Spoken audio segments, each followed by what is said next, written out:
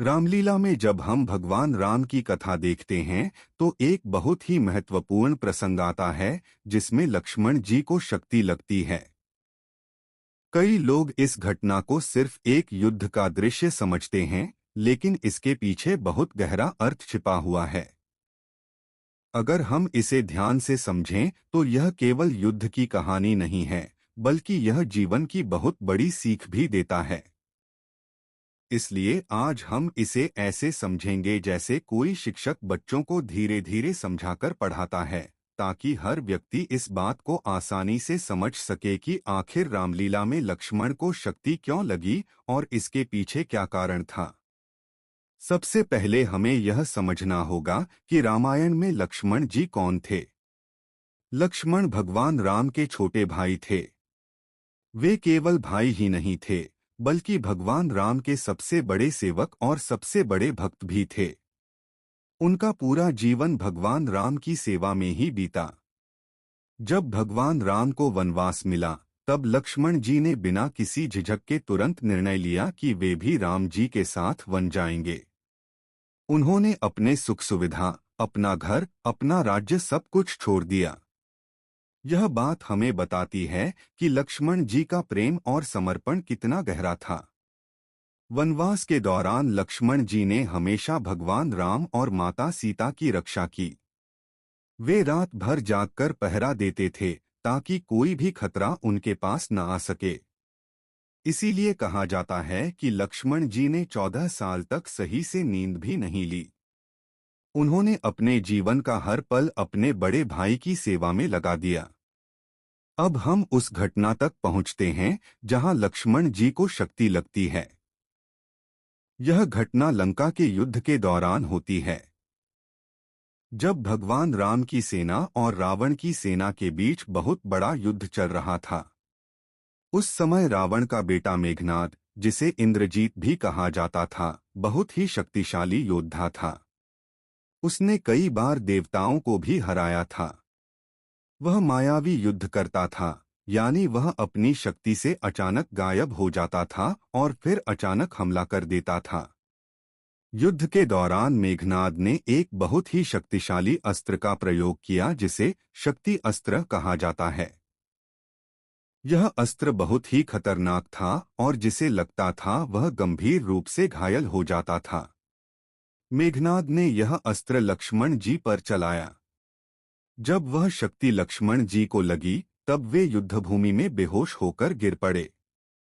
जब यह समाचार भगवान राम को मिला तो वे बहुत दुखी हो गए। राम जी के लिए लक्ष्मण केवल भाई नहीं थे, बल्कि उनके जीवन का एक बहुत बड़ा सहारा थे। जब उन्होंने लक्ष्मण को इस हालत में देखा तो वे बहुत व्याकुल हो गए। उन्होंने कहा कि अगर लक्ष्मण को कुछ हो गया तो वे भी जीवित नहीं रह पाएंगे। यह दृश्य रामलीला में बहुत भावुक तरीके से दिखाया जाता है। लोग इसे देखकर भावुक हो जाते हैं क्योंकि यह भाई भाई के प्रेम को दिखाता है।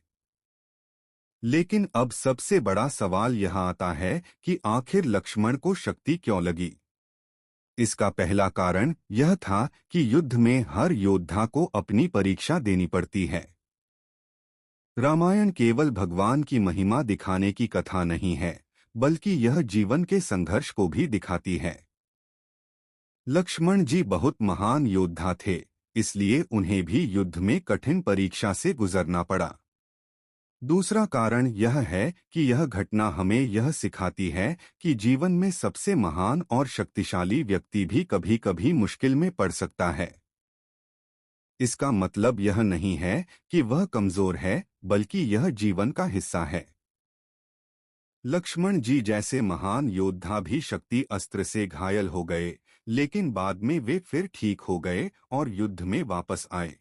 तीसरा और सबसे महत्वपूर्ण कारण यह है कि इस घटना के माध्यम से भगवान हनुमान जी की महानता को भी दिखाया गया है। जब लक्ष्मण जी को शक्ति लगी, तब वैद्य सुषेण ने कहा कि उन्हें बचाने के लिए हिमालय से संजीवनी बूटी लानी होगी। यह काम बहुत कठिन था क्योंकि वह बूटी रात खत्म होने से पहले लानी थी। तब हनुमान जी तुरंत हिमालय की ओर उड़ गए। लेकिन जब वे वहां पहुंचे तो उन्हें समझ नहीं आया कि संजीवनी बूटी कौन सी है। इसलिए उन्होंने पूरा पर्वत ही उठा लिया और युद्ध भूमि में ले आए। जब संजीवनी बूटी लक्ष्मण जी को दी गई तब वे फिर से स्वस्थ हो गए। यह घटना हमें यह भी सिखाती है कि सच्ची भक्ति और सच्चा मित्र वही होता है जो मुश्किल समय में साथ देता है। हनुमान जी ने बिना समय गवाए लक्ष्मण जी की जान बचाने के लिए पूरी ताकत लगा दी। अगर हम इसे जीवन की दृष्टि से देखें तो यह कहानी हमें कई महत्वपूर्ण बातें सिखाती है। पहली बात यह कि जीवन में कठिन समय जरूर आता है। दूसरी बात यह कि सच्चे रिश्ते वही होते हैं जो संकट में साथ खड़े रहते हैं। तीसरी बात यह कि भगवान पर विश्वास रखने से हर समस्या का समाधान मिल सकता है। रामलीला में लक्ष्मण को शक्ति लगने का प्रसंग इसलिए भी महत्वपूर्ण है क्योंकि यह पूरी कथा को और भी भावनात्मक और प्रेरणादायक बना देता है। इससे हमें भाई भाई का प्रेम, मित्रता की ताकत और भक्ति की शक्ति का पता चलता है। इस कहानी का एक और गहरा अर्थ भी है। कई विद्वान कहते हैं कि लक्ष्मण जी का घायल होना यह दिखाता है कि जब धर्म की रक्षा के लिए युद्ध होता है तो उसमें त्याग और कष्ट भी सहने पड़ते हैं, लेकिन अंत में जीत हमेशा धर्म की ही होती है। जब लक्ष्मण जी ठीक होकर फिर से युद्ध में लौटे तब उन्होंने बहुत वीरता से लड़ाई लड़ी और अंत में मेघनाद को पराजित कर दिया। इससे यह सिद्ध होता है कि सच्चाई और धर्म की शक्ति हमेशा सबसे बड़ी होती है। इस तरह रामलीला में लक्ष्मण को शक्ति लगने की घटना केवल एक युद्ध की कहानी नहीं है। यह एक ऐसी कथा है जो हमें जीवन की कई बड़ी सच्चाइयों को समझाती है। यह हमें सिखाती है कि प्रेम, भक्ति, साहस और विश्वास के साथ हम हर कठिनाई को पार कर सकते हैं। इसलिए जब भी हम रामलीला में यह दृश्य देखते हैं तो हमें केवल दुखी नहीं होना चाहिए बल्कि उससे मिलने वाली सीख को भी समझना चाहिए। यह हमें प्रेरणा देता है कि जीवन में चाहे कितनी भी मुश्किल क्यों न आए, हमें कभी हार नहीं माननी चाहिए और हमेशा सच्चाई के रास्ते पर चलना चाहिए। अब हम इस कथा को आगे उसी तरह समझते हैं जैसे कोई शिक्षक बच्चों को धीरे धीरे समझाता है ताकि हर बात साफ हो जाए और कोई भी बात अधूरी न रहे। जब लक्ष्मण जी को शक्ति लगी और वे युद्धभूमि में बेहोश होकर गिर पड़े तब पूरे वानर सेना में चिंता फैल गई। हर कोई परेशान हो गया कि अब क्या होगा, क्योंकि लक्ष्मण जी केवल एक योद्धा ही नहीं थे बल्कि भगवान राम के सबसे बड़े सहायक भी थे। युद्ध के समय वे हर रणनीति में राम जी का साथ देते थे। भगवान राम जब लक्ष्मण जी के पास पहुंचे तो उन्होंने देखा कि लक्ष्मण जी बिल्कुल शांत पड़े हैं। उनका शरीर ठंडा हो रहा था और वे कुछ भी बोल नहीं पा रहे थे। यह दृश्य देखकर भगवान राम बहुत दुखी हो गए। उन्होंने लक्ष्मण का सिर अपनी गोद में रख लिया और उनकी आंखों से आंसू निकलने लगे। राम जी बोले, लक्ष्मण उठो मेरे भाई, तुमने हमेशा मेरा साथ दिया है। अगर तुम ही मुझे छोड़कर चले गए तो मैं इस दुनिया में कैसे रहूंगा। यह दृश्य रामायण और रामलीला दोनों में बहुत भावुक माना जाता है क्योंकि यहाँ भगवान राम का एक अलग रूप दिखाई देता है। यहाँ वे केवल भगवान नहीं बल्कि एक दुखी भाई के रूप में दिखाई देते हैं। तभी वहां जामवंत जी, सुग्रीव और अन्य योद्धा भी आ गए। सब लोग चिंतित थे कि लक्ष्मण जी को कैसे बचाया जाए। उसी समय लंका के वैद्य सुषेण को बुलाया गया। सुषेण ने लक्ष्मण जी की नाड़ी देखी और फिर धीरे धीरे सबको समझाया। उन्होंने कहा, लक्ष्मण अभी जीवित हैं, लेकिन इन्हें बचाने के लिए तुरंत संजीवनी बूटी लानी होगी। वह बूटी हिमालय पर्वत पर मिलती है। अगर रात खत्म होने से पहले वह बूटी यहाँ आ गई तो लक्ष्मण जी बच सकते हैं, लेकिन अगर देर हो गई तो उन्हें बचाना बहुत मुश्किल हो जाएगा। यह सुनकर सब लोग और भी चिंतित हो गए, क्योंकि हिमालय बहुत दूर था और वहां से बूटी लाना आसान काम नहीं था। तभी जामवंत जी ने हनुमान जी की ओर देखा। उन्होंने कहा, हनुमान, यह काम केवल तुम ही कर सकते हो। तुम्हारी शक्ति, तुम्हारी गति और तुम्हारी भक्ति सब जानते हैं। अगर तुम जाओगे तो जरूर सफल होकर लौटोगे। हनुमान जी ने जैसे ही यह बात सुनी, उन्होंने बिना एक पल भी सोचे तुरंत प्रणाम किया और बोले, मैं अभी जाता हूँ। लक्ष्मण जी को कुछ नहीं होगा। यह बात हमें बहुत बड़ी सीख देती है।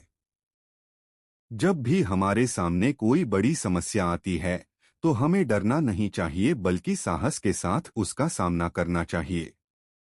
हनुमान जी तुरंत आकाश में उड़ गए और बहुत तेज गति से हिमालय की ओर चल पड़े। रास्ते में कई कठिनाइयां भी आईं। कहा जाता है कि रावण ने भी उन्हें रोकने की कोशिश की। उसने कालनेमी नाम के एक राक्षस को भेजा ताकि वह हनुमान जी को रास्ते में रोक सके। कालनेमी ने साधु का रूप धारण कर लिया और हनुमान जी को धोखा देने की कोशिश की। लेकिन हनुमान जी बहुत बुद्धिमान थे। उन्होंने जल्दी ही उसकी चाल समझ ली और उसे वहीं समाप्त कर दिया। इसके बाद वे बिना रुके हिमालय की ओर आगे बढ़ गए। जब हनुमान जी हिमालय पर्वत पर पहुंचे, तो वहां 4 प्रकार की दिव्य जड़ी बूटियां चमक रही थीं। उनमें से एक संजीवनी बूटी थी, लेकिन हनुमान जी को ठीक ठीक पहचान नहीं हो पा रही थी कि इनमें से कौन सी संजीवनी है। समय बहुत कम था, इसलिए हनुमान जी ने एक बहुत बड़ा निर्णय लिया। उन्होंने सोचा कि अगर मैं बूटी पहचान नहीं पा रहा हूं, तो क्यों न पूरा पर्वत ही उठाकर ले जाऊं।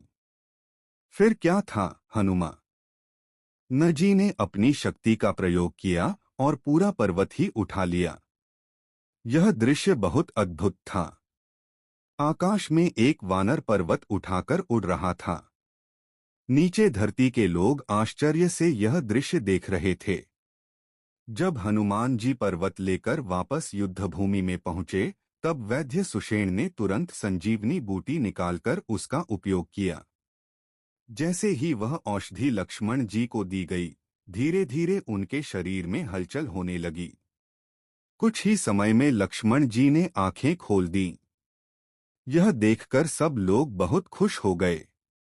भगवान राम की आंखों में खुशी के आंसू आ गए। उन्होंने हनुमान जी को गले लगा लिया और कहा, हनुमान, तुमने आज मेरे भाई की जान बचा ली। मैं तुम्हारा यह उपकार कभी नहीं भूल सकता। यह घटना हमें सच्ची मित्रता और सच्ची भक्ति की ताकत दिखाती है।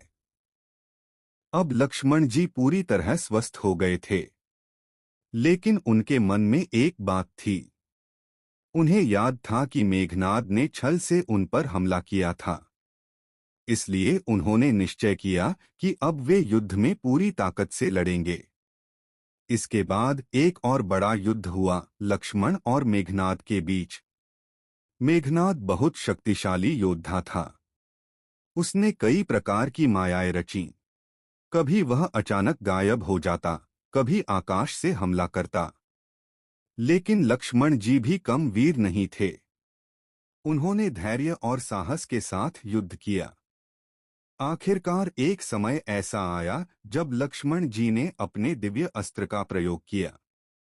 वह अस्त्र सीधे मेघनाद पर लगा और वह युद्धभूमि में गिर पड़ा। इस तरह लक्ष्मण जी ने मेघनाद का अंत कर दिया। जब यह समाचार रावण तक पहुंचा, तो वह बहुत क्रोधित और दुखी हो गया, क्योंकि मेघनाद उसका सबसे शक्तिशाली पुत्र था।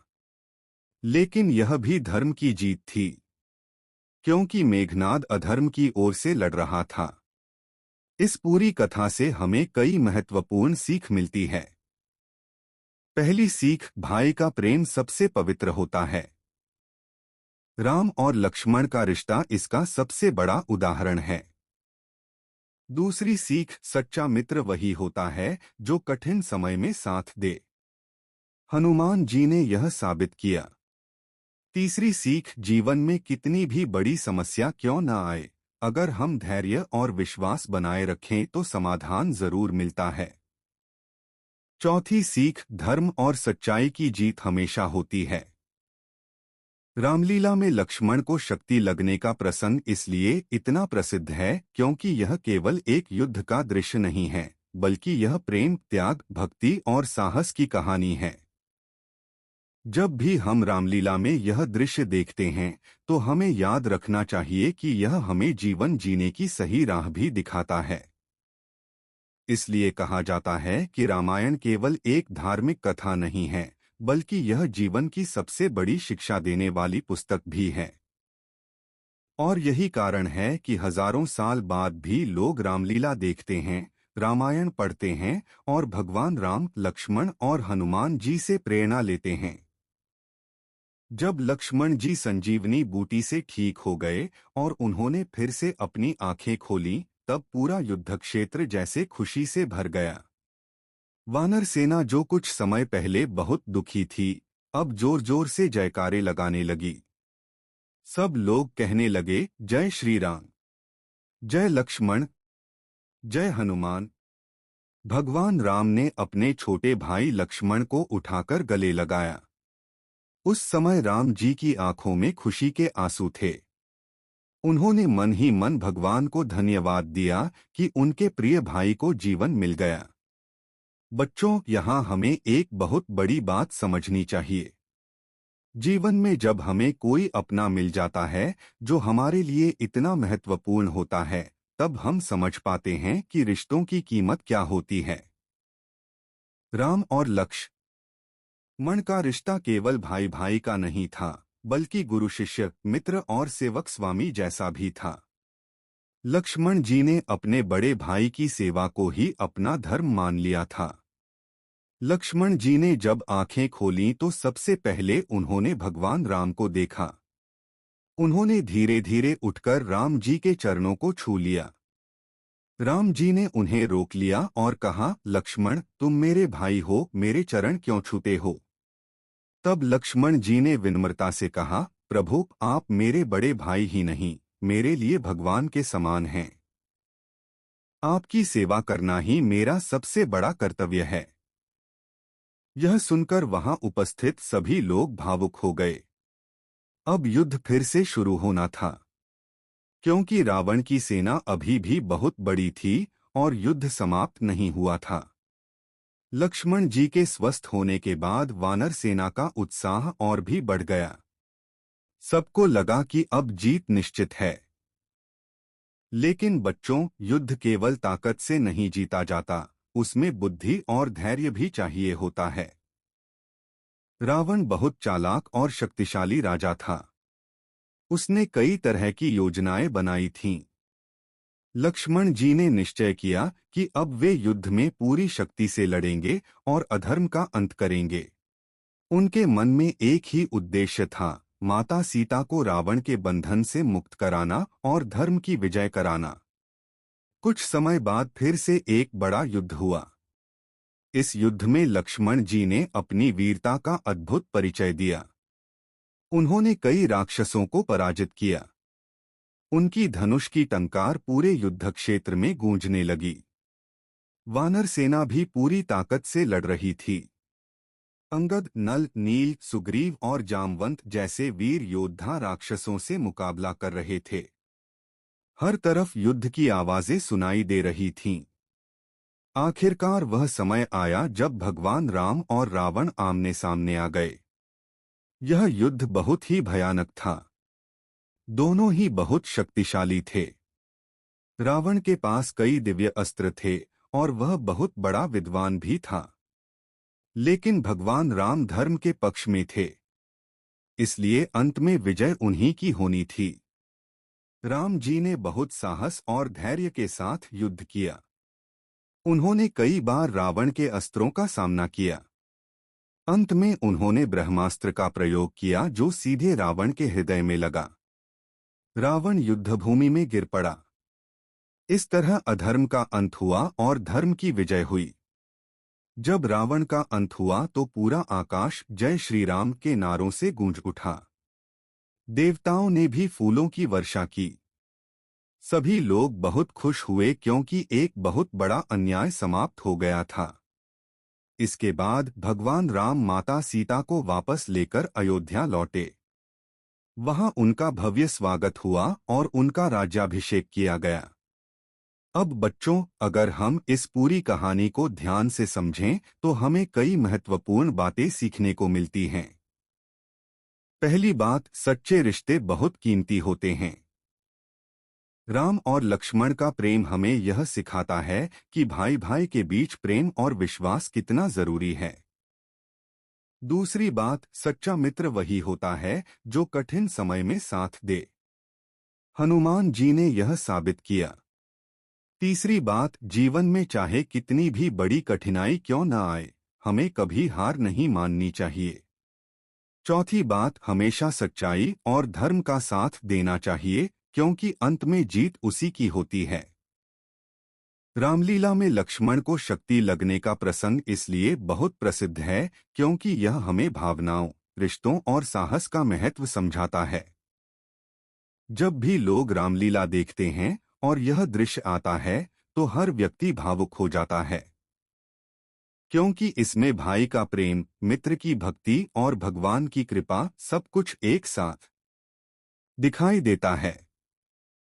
इसलिए कहा जाता है कि रामायण केवल एक कहानी नहीं है, बल्कि यह जीवन जीने की कला सिखाने वाली एक महान ग्रंथ है। और इसी कारण हजारों साल से लोग इस कथा को सुनते आ रहे हैं, रामलीला देखते हैं और भगवान राम, लक्ष्मण और हनुमान जी से प्रेरणा लेते हैं।